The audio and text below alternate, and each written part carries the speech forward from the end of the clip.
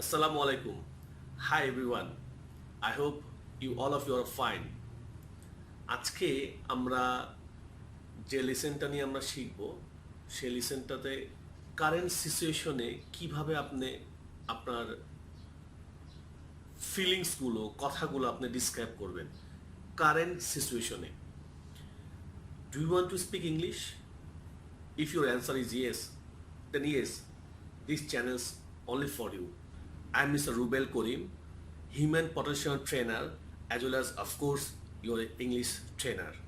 আমি একদম বিগিং থেকে শুরু করেছি, একদম শুরু থেকে যারা ইংলিশে কথা বলতে চান খুব সহজেই আপনি আমার এই চ্যানেল থেকে ফ্লুয়েন্টলি ইংলিশে কথা বলতে পারবেন। যারা বাংলায় কথা বলেন সকল পেশাজীবী স্টুডেন্ট থেকে শুরু করে সকল পেশাজীবীদেরকে ইংলিশ ভয়টাকে দূর করার জন্য আমার এক ছোট্ট প্রয়াস, আমাদের বাংলাদেশ থেকে যেন সবাই ফ্লুয়েন্টলি ইংলিশে কথা বলতে পারে, তাদের social status present status change করতে পারে, তার জন্য আমার ছোট্ট এই প্রয়াস।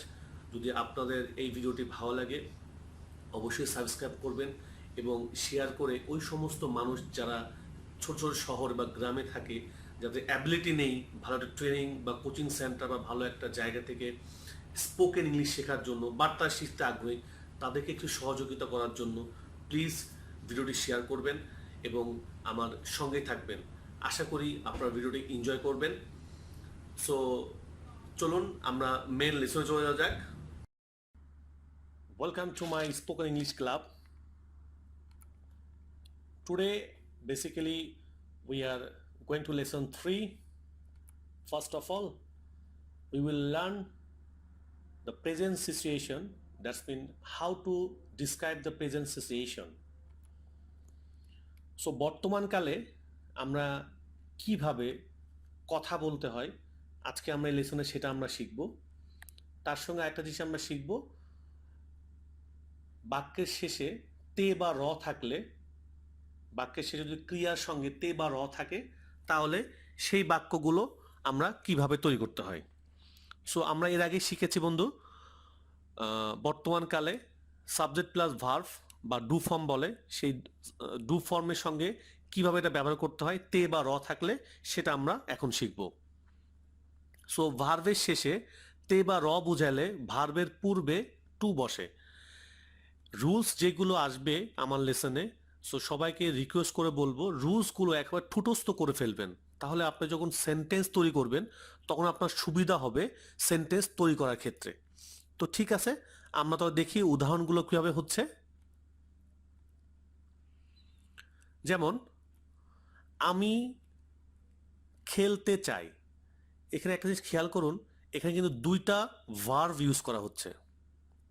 আমরা ভার্ভটাকে দুই ভাগে আমরা ভাগ করতে পারি, একটা হচ্ছে মেন ভার্ভ, একটা হচ্ছে ভার্ভ, আর একটা হচ্ছে হেল্পিং ভার্ভ অর্থাৎ সাহায্যকারী ভার্ভ।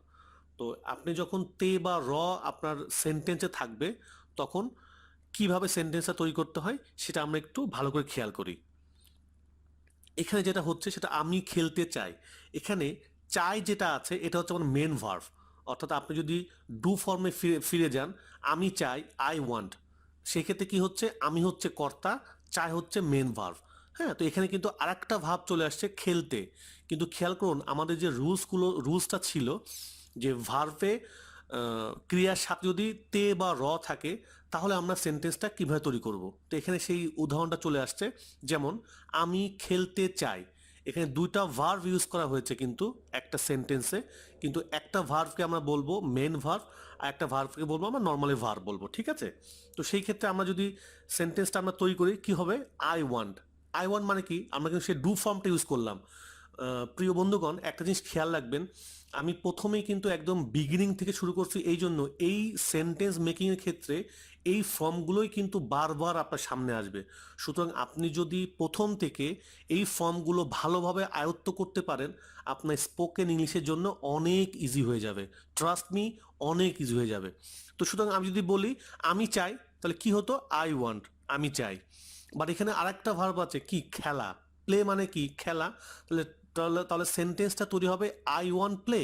না, এটা ভুল হচ্ছে, কারণ এখানে দুইটা ভার্ব ইউজ করা হয়েছে এবং একটা ভার্বের শেষে বলা হচ্ছে তে বা র। সো তে বা র থাকলে কি হবে, ভার্বের শেষে একটা টু বসে যাবে, তাহলে সেন্টেন্সটা হয়ে গেল আই ওয়ান্ট টু প্লে। কত ইজি মনে হচ্ছে না? আসলেই কিন্তু স্পোকেন ইংলিশটা কিন্তু অনেক ইজি। সো পুরো সেন্টেন্স যদি আমরা দেখি তাহলে কি হবে? আমি খেলতে চাই, that's mean I want to play. আমরা আরেকটা উদাহরণ দেখি, আমরা ইংরেজি শিখতে চাই, সরি আমরা ইংরেজি শিখতে আসি। এখানে আবার খেয়াল করুন, এখানে কিন্তু দুইটা ভার্ব ইউজ করা হয়েছে। একটা হচ্ছে আসি মানে কাম, একটা ভার্ব, শিখতে বা শেখা একটা কিন্তু ভার্ব। কিন্তু এখানে দেখা যাচ্ছে যে একটা ভার্বের শেষে তে বা র ইউজ করা হয়েছে, সেক্ষেত্রে আমরা কিন্তু সেম ফর্মে আমরা এটাকে ইংলিশে ট্রান্সলেট করতে পারি। তাহলে এই বাক্যের ইংলিশে ট্রান্সলেশনটা কি হবে? উই কাম, আমরা আসি, লার্ন ইংলিশ। তাহলে উই কাম লার্ন ইংলিশ, আমরা ইংরেজি শিখি, শিখতে আসি। যেহেতু এখানে শিখতে অর্থাৎ লার্ন এর সঙ্গে তে বা র যুক্ত করা হয়েছে, সুতরাং এর আগে যদি আমরা একটা টু বসিয়ে দিই তাহলে আমাদের সেন্টেন্সটা কমপ্লিট হয়ে গেল। So the sentence will be we come to learn English, অর্থাৎ আমরা ইংরেজি শিখতে আসি। যদি আমরা আর একটা উদাহরণ নিই, তারা ফুটবল খেলতে যায়, তারা ফুটবল খেলতে যায়। লক্ষ্য করুন সেম ফরম্যাট কিন্তু। আমি বারবার বলছি, যদি আপনারা ফর্মগুলোকে ভালোভাবে আইডেন্টিফাই করতে পারেন, বাংলাটা যদি সেন্টেন্স, বাংলা সেন্টেন্স কীভাবে মেকিং করতে হয় সেটা যদি আপনি ঠিকভাবে করতে পারেন, ফর্মটা যদি আপনার মাথার মধ্যে থাকে যে কোন ফর্মে কোন প্যাটার্নে এটা তৈরি করতে হবে, সেক্ষেত্রে আপনার ইংলিশ স্পোকেন করাটা কিন্তু অনেক সহজ কিন্তু। আর শুধু আপনাদেরকে একটু প্র্যাকটিস করতে হবে ধৈর্য ধরে। তো তারা ফুটবল খেলতে যায়, যদি ইংলিশটা আমরা ট্রান্সলেট করি, দে গো প্লে ফুটবল। যেহেতু গো একটা ভার্ব, প্লে একটা ভার্ব, যেহেতু গো এখানে আমাদের মেন ভার্ব হিসেবে ইউজ করতেছি, সেক্ষেত্রে কী হবে? খেলতে, অর্থাৎ খেলতে এর সঙ্গে তে বা র যুক্ত হয়েছে, সুতরাং এর আগে যদি আমরা একটা টু বসিয়ে দিই তাহলে কিন্তু আমরা সেন্টেন্স মেকিংটা কিন্তু হয়ে গেল। So they go to play football. I hope, আমার মনে হচ্ছে যে অনেক অনেক ইজি মনে হচ্ছে। একটা শিশু, ফিফথ বা সিক্স স্ট্যান্ডার্ডের শিশু, তারাও কিন্তু এই জিনিসগুলো অনায়াসে কিন্তু শিখতে পারবে যদি তারা কন্টিনিউ এবং মনোযোগ দিয়ে আমার লেসনগুলো আপনারা দেখেন। আমরা আরেকটা উদাহরণ দেখে নিই, সে গান গাইতে পছন্দ করে, হি লাইকস। এখানে একটু একটু আপনাদের স্মরণ করিয়ে দিই, আমরা যখন প্রথম লেসনে শিখেছিলাম তখন কিন্তু আমরা শিখেছিলাম যে কর্তার সঙ্গে, কর্তা যদি হি অথবা শি অথবা ইট অথবা কোনো নাম হয়, সেই ক্ষেত্রে কিন্তু ভার্বের সঙ্গে এস বা ইয়ে যুক্ত হয়। দেখেন ওই ফর্মটা কিন্তু আবার চলে আসছে এখানে। সুতরাং আপনি যখন কথা বলবেন, অনেক ক্ষেত্রে আমরা এই ভুলটা করি, এই ছোট ছোট জিনিসগুলো আমরা ভুল করে ফেলি। লাইক হি লাইক বলে ফেলি, ইউ ইউ গোজ বলে ফেলি। সো আমার এই ফর্মগুলো যদি আপনার খেয়াল করেন, লেসনগুলো যদি খেয়াল করেন ওয়ান বাই ওয়ান, সেক্ষেত্রে কিন্তু এই ভুলগুলো কিন্তু হবে না। সো এখানে যেহেতু হি বা শি কর্তা হিসেবে ব্যবহার করা হচ্ছে, সুতরাং এখানে ভার্বের সঙ্গে এস বা ইয়ে যুক্ত হচ্ছে। So he likes Singh a song, যেহেতু সিং একটা ভার্ব, তার পূর্বে একটা যদি আমি টু বসিয়ে দিই আমার সেন্টেন্সটা কিন্তু মেকিং করা হয়ে গেল। সুতরাং সেন্টেন্সটা দাঁড়ালো he likes to sing a song, সে গান গাইতে পছন্দ করে। সুতরাং আমরা খুব সহজেই, যদি বাক্যের মধ্যে তে বা র থাকে, হ্যাঁ বাক্যে ভার্বের সঙ্গে তে বা র থাকে এবং একাধিক ভার্ব যদি থাকে, তাহলে সেই ক্ষেত্রে কীভাবে বাক্যটা তৈরি করতে হয় আমরা খুব অনায়াসেই শিখে গেলাম। এখন আসছি, বর্তমানকালে কথা বলতে গেলে কয়েকটা ফর্মে আমরা কথা বলতে পারি। আমরা প্রথম ফর্মে শিখেছিলাম একটা ফর্ম, আমরা এই লেসনে, লেসন 3তে আমরা শিখবো আরেকটা ফর্মে বর্তমানকালে কিভাবে কথা বলা যায়। দ্য রুলস নাম্বার 2, কোনো কিছু বর্তমানে করিতেছে, করিতেছি, করিতেছো বুঝাইলে মেন ভার্বের সাথে আইএনজি যুক্ত করতে হয় এবং ভার্বের পূর্বে হেল্পিং ভার্ব হিসাবে এম ইজ আর বসাতে হয়। তো এটা নিশ্চয়ই আপনাদের ক্লিয়ার। আমি যদি আপনাকে একটু সিচুয়েশনটা বলি যে কোন সিচুয়েশনে আমরা এই ফর্ম দিয়ে আমরা বাক্যগুলো তৈরি করব। যেমন ধরুন, আমি বর্তমানকালে দাঁড়িয়ে কথা বলছি, বর্তমানকালে দাঁড়িয়ে কথা বলছি যে আমি এখন কিছু একটা করছি। যেমন ধরুন আমি এখন এই ভিডিওটা তৈরি করছি, তার মানে বর্তমানে এই কাজটা অনগোয়িং, রানিং আছে, আমি এটা করছি বর্তমানে। তো এই টাইপের প্যাটার্ন যখন আমরা কথা বলবো ইংলিশে কথা বলার সময়, তখন আমরা এই ফর্মটাকে ইউজ করব। সাধারণত বাক্যের শেষে করিতেছে, করিতেছি, করিতেছো এইগুলো থাকে। যদি নাও থাকে তবু আমরা সিচুয়েশনটাকে বেস করে আমরা ফর্মটাকে চুজ করব। এটা খুবই ইম্পর্ট্যান্ট একটা ইস্যু, যে সিচুয়েশনটাকে বুঝে আমরা কথা বলবো, যে আমরা কোন ফর্মে কোন প্যাটার্নে আমরা কথা বলবো। বিলিভ মি, আপনি যখন ফর্ম বা প্যাটার্নটাকে বুঝতে পারবেন যে কোন প্যাটার্নে এটা কথা বলবেন, সেই প্যাটার্নের কিছু রুলস আছে, সেই রুলসটা ফলো করলে কিন্তু আপনি খুব ইজিলি কিন্তু স্পোকেন ইংলিশ করতে পারবেন। There is no problem at all. আর যেটা আমি বারবার আপনাকে ইন্সপায়ার করার চেষ্টা করি, ইংলিশ যেহেতু ডিফারেন্ট ল্যাঙ্গুয়েজ, আমাদের মাদার ল্যাঙ্গুয়েজ হচ্ছে বেঙ্গলি, সুতরাং আমরা এখন কথা বলতে চাচ্ছি ডিফারেন্ট ল্যাঙ্গুয়েজ। সুতরাং ডিফারেন্ট ল্যাঙ্গুয়েজে কথা বলতে গেলে আপনার যত ভোকাবুলারি স্ট্রং থাকবে, আপনি কিন্তু তত স্বাচ্ছন্দ্যে আপনি কথা বলতে পারবেন। সুতরাং তাহলে আমরা এই রুলস টুতে আমরা কি শিখলাম? বর্তমানে দাঁড়িয়ে বর্তমানের কোনো একটা ঘটনা যখন আমরা এক্সপ্লেইন করব, তখন আমরা এই ফর্মটাকে ব্যবহার করব। সো বন্ধুরা, চলুন দেখে নেওয়া যাক আমাদের ফর্মটা। তাহলে প্যাটার্নটা কি হবে? প্যাটার্নটা হবে subject plus helping verb plus main verb plus main ভার্বের সঙ্গে একটা আইএনজি যুক্ত করতে হবে। তাহলে আমাদের প্যাটার্নটা তৈরি করা হলো। আমি আবার রিপিট করছি, subject plus helping verb plus main verb, তার সঙ্গে একটা আইএনজি যুক্ত করতে হবে। তাহলে এখন আমাদের দেখা যাক যে সাবজেক্টের সঙ্গে হেল্পিং ভার্বগুলো কিভাবে বসে, কার সঙ্গে কোন হেল্পিং ভার্বটা বসে। This is the most important things. যেমন আয়ের সঙ্গে অ্যাম বসবে, ইউ এর সঙ্গে আর বসবে, উই এর সঙ্গে আর বসবে, দের সঙ্গে আর বসে, হি বা শির সঙ্গে ইজ বসে।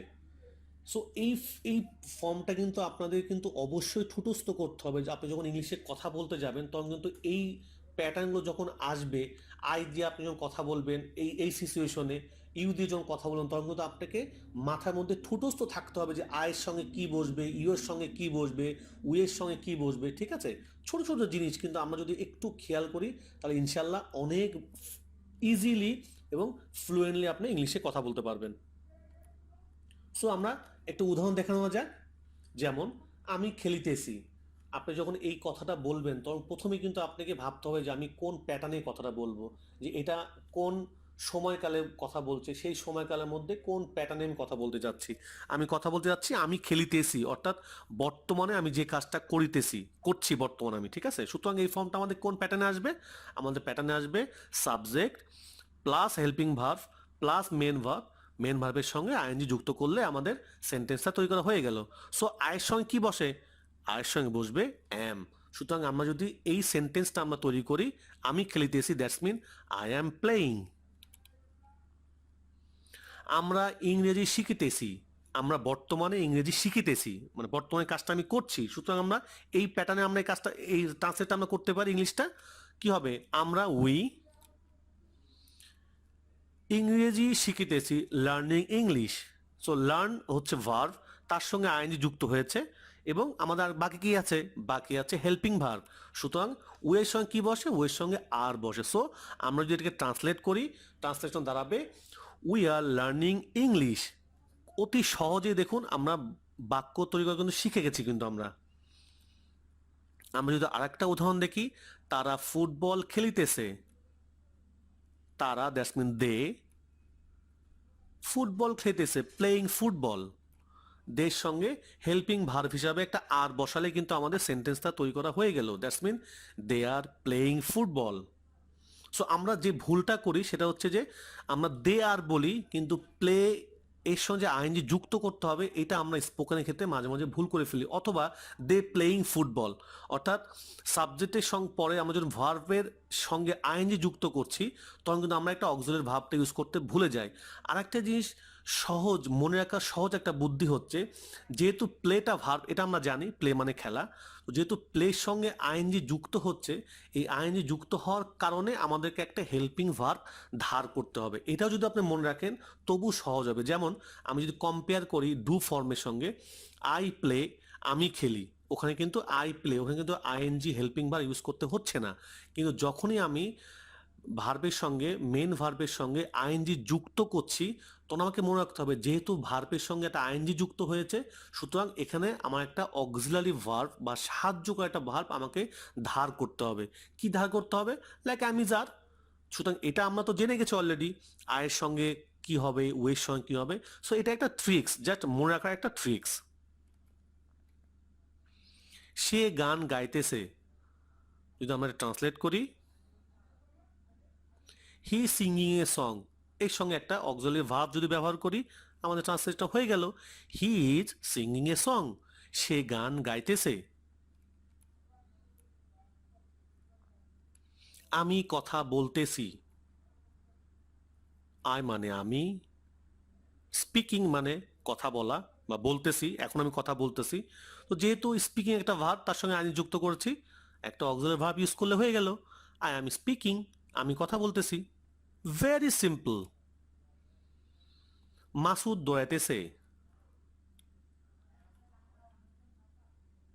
Masud is running, because Masud দৌড়াইতেছে, মাসুদ বর্তমানে কাজটা করছে, সো মাসুদ ইজ রানিং। তারা ঘুমাইতেছে, স্লিপ মানে ঘুমানো, ভার্বের সঙ্গে আইনি যুক্ত করেছি, সুতরাং একটা অক্সিলারি ভার্ব আমাদের ধার করতে হবে। তো সেন্টেন্সটা কি হবে? দে আর স্লিপিং। সে রান্না করিতেছে,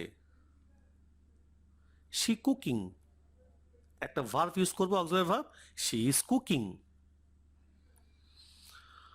সুতরাং বন্ধুগণ, আমাদের লেসনে আমরা মোটামুটি ক্লিয়ার হতে পেরেছি যে বাক্যের ক্রিয়ার সঙ্গে তে বা র থাকলে কিভাবে সেন্টেন্স তৈরি করতে হয়, এবং বর্তমান সিচুয়েশনটাকে ডিসক্রাইব করতে গেলে কোন প্যাটার্ন বা কোন ফর্মে বাক্যগুলো তৈরি করতে হয়। আশা করি আপনারা সবাই এটাকে ফলো করলে খুব ইজি ওয়েতে শিখতে পারবেন। যেটা আমি এর আগেও বলেছি যে ভোকাবুলারি যতটা আপনার সম্ভব, আপনি যত ভোকাবুলারি শিখতে পারবেন, তত ফ্লুয়েন্টলি আপনি ইংলিশে সুন্দরভাবে কথা বলতে পারবেন। আমার প্রত্যেকটা লেসনে 20টা করে ভোকাবুলারি, যেটা আপনারা সবাই জানেন, খুবই পরিচিত, but remember one things, this A most important vocabulary. Just আমি আপনার সামনে প্রেজেন্ট করছি, আপনারা এই ভোকাবুলারিগুলো ঠুটস্থ করে ফেলুন, তাহলে আপনার ইংলিশে কথা বলতে অনেক সুবিধা হয়ে যাবে। So now let's go. Buy মানে কেনা, অ্যাওয়েক মানে জাগানো, ক্লিন মানে পরিষ্কার করা, সে মানে বলা, সেল মানে বিক্রি করা, থিঙ্ক মানে চিন্তা করা, সিলেক্ট মানে বাছাই করা, কাট মানে কাটা, পুট মানে রাখা, রিড মানে পড়া, লাফ মানে হাসা,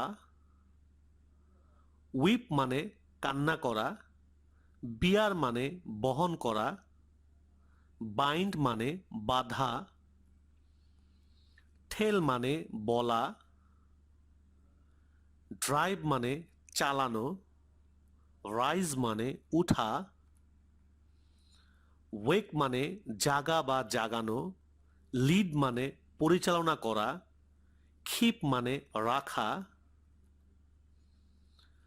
সো এই ছিল আমাদের 20টা vocabulary. Thank you so much for watching my video.